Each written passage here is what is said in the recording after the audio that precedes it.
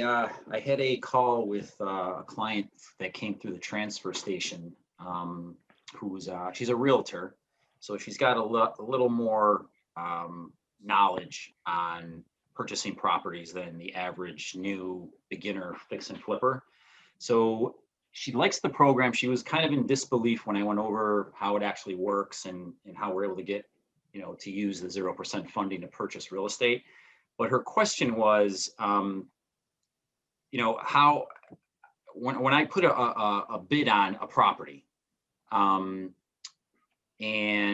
how do I show proof of funds to the realtor and the attorney if I'm going to use credit cards to purchase the property?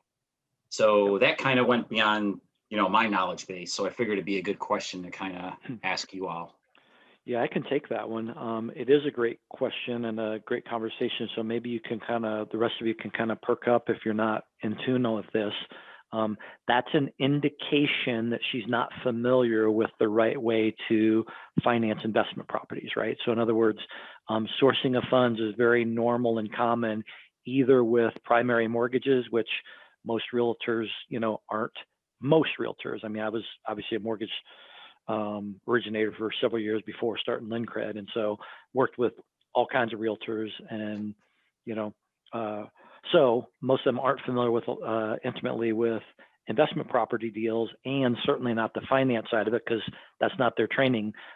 But if you finance that through a lender who will close in the name of your entity, and that lender, basically finances it the right way, then not only will the mortgage, when you close, not show up on your personal credit report, but you won't need sourcing of funds or anything. So it's a non-issue. Nobody, none of those lenders in that space care where the money comes from. They just want you to show up, at closing with the money for the most part. In addition to that, our partners over there at Quickline have a guy, I forget his name, a guy specifically that does that with their lenders and their borrowers. So in other words, he'll actually work with them on the details of pulling the funds off of the credit cards and getting them prepared for closing. So sourcing of funds is an issue with primary mortgages. My primary residence where I live, and I'm either purchasing or refinancing it.